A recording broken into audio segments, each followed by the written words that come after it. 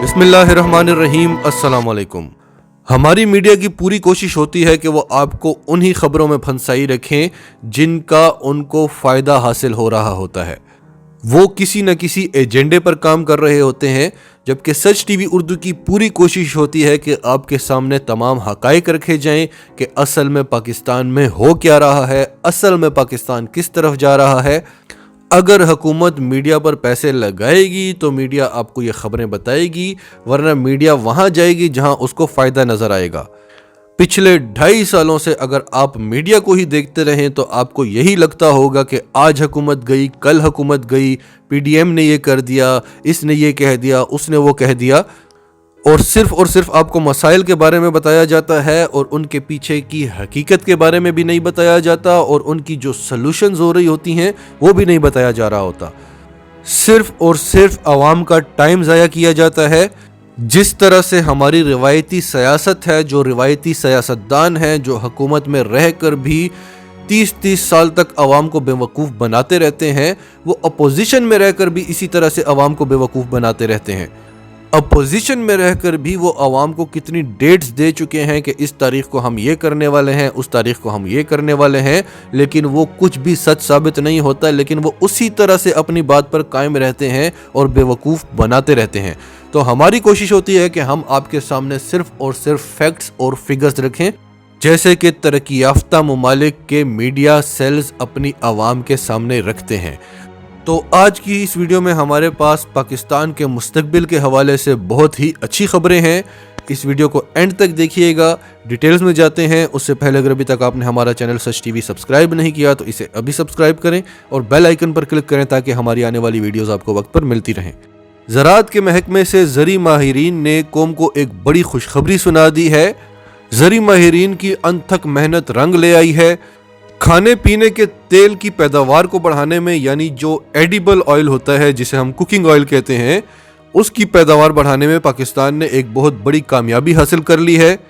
बारानी यूनिवर्सिटी चकवाल ने यह खबर दी है कि ज़री माहिरीन की अनथक मेहनतों के बाद पाकिस्तान 15 साल बाद ओलिव ऑयल की पैदावार में कामयाबी हासिल कर चुका है।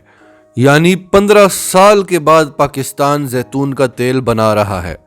बारानी यूनिवर्सिटी ने बताया कि ज़री माहिरीन ने 84 अक़साम के दरख्तों पर रिसर्च की और 21 अक़साम के दरख्तों पर इन्हें कामयाबी मिली, और इन 21 अक़साम के तेल को जब लेबॉर्ट्री में टेस्ट किया गया तो वो उन तमाम ममालिक के तेल से बेहतर था जिन ममालिक से पाकिस्तान ओलिव ऑयल इंपोर्ट करता है।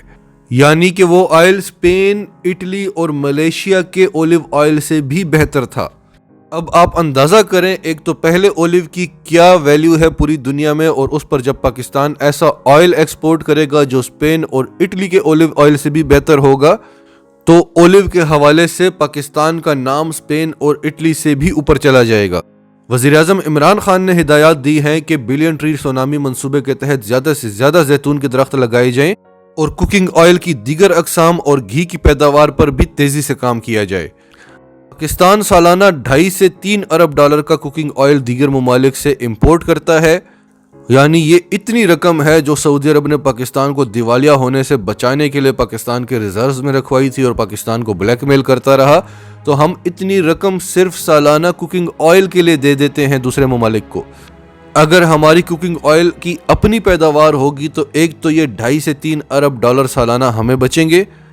डॉलर दूसरे ममालिक में नहीं जाएगा, पाकिस्तान में ही रहेगा।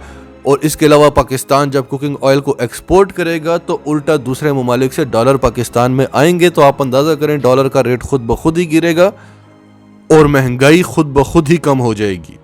वज़ीर-ए-आज़म इमरान खान का कहना था कि हमें मकामी तेल की पैदावार के लिए इनकलाबी इक़दामात करने होंगे, और इस सिलसिले में हमने चकवाल और उसके अतराफ में 840 से ज़ायद बागात कायम कर दिए हैं और आने वाले वक्तों में इसमें मज़ीद इजाफा किया जाएगा। तो इंशाअल्लाह बहुत जल्द ही आप देखेंगे कि फैसलाबाद और सियालकोट की तरह चकवाल भी एक एक्सपोर्ट सिटी के नाम से जाना जाएगा।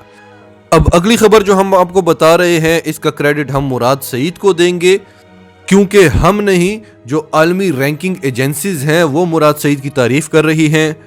पोस्टल सर्विस का आलमी इदारा जो है उसने एक नई रैंकिंग जारी की है यूनिवर्सल पोस्टल यूनियन के मुताबिक पाकिस्तान ने 170 ममालिक में एक साल के अंदर 27 स्टेप्स का जंप लिया है। ये पाकिस्तान के लिए बहुत बड़ी खबर है, यानी एक ही साल में पाकिस्तान ने 27 ममालिक को पीछे छोड़ दिया है जो हमेशा उससे पहले हुआ करते थे। पिछले साल पाकिस्तान इस रैंकिंग में 170 ममालिक में से 94 नंबर पे था और इस साल पाकिस्तान 27 पॉइंट्स बढ़कर 67वें नंबर पर आ चुका है।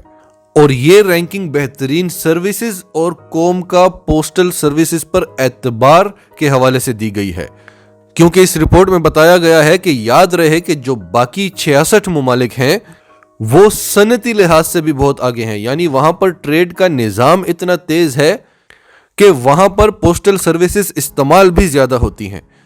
इस कामयाबी की बड़ी वजह पाकिस्तान पोस्ट को डिजिटलाइज करना, इसकी सर्विसेज को बेहतर बनाना, और पाकिस्तान पोस्ट का कहना है कि हमारा जो टारगेट है, जो अचीवेबल टारगेट है, वो ये है कि 2023 में इंशाल्लाह पाकिस्तान पोस्ट टॉप 20 ममालिक में शामिल होगा और पाकिस्तान पोस्ट पाकिस्तान के लिए फख्र का बाइस बनेगा।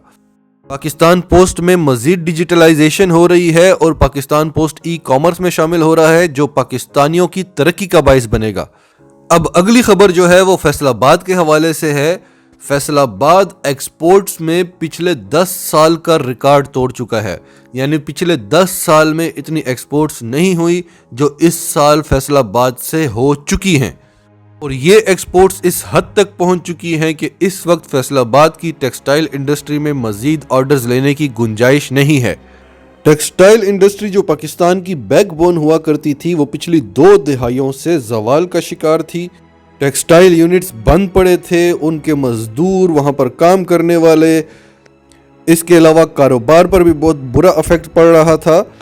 तो अल्हम्दुलिल्लाह ये इंडस्ट्री एक बार फिर खड़ी हो चुकी है और इसकी कैपेसिटी इतनी ज़्यादा है कि हम इस एक्सपोर्ट्स को 25-26 अरब डॉलर सालाना पर लेकर जा सकते हैं, यानी आप अंदाज़ा करें 25-26 अरब डॉलर्स।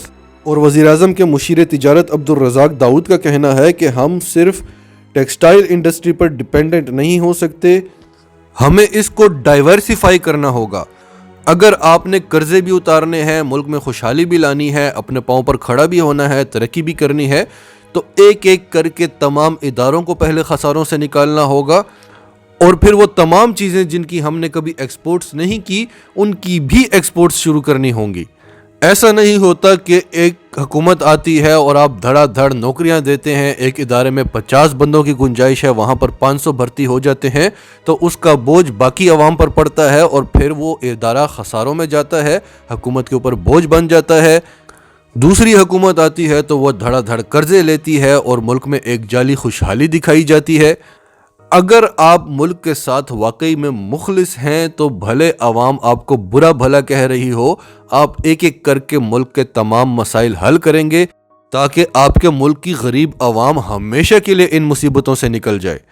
अगर अवाम की मर्जी से चलते रहे तो फिर वही करें जो अवाम के साथ पिछले 70 सालों से हो रहा है, जिसके हम आदी हो चुके हैं।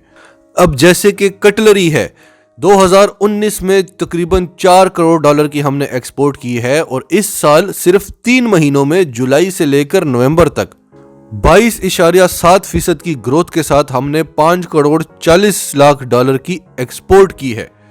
5 करोड़ 40 लाख डॉलर इतनी रकम हमें कोई मुल्क इमदाद दिया करता था तो हमें उसकी सारी बातें मानना पड़ती थी, मुल्क की खुद मुख्तारी को दांव पर लगाना पड़ता था।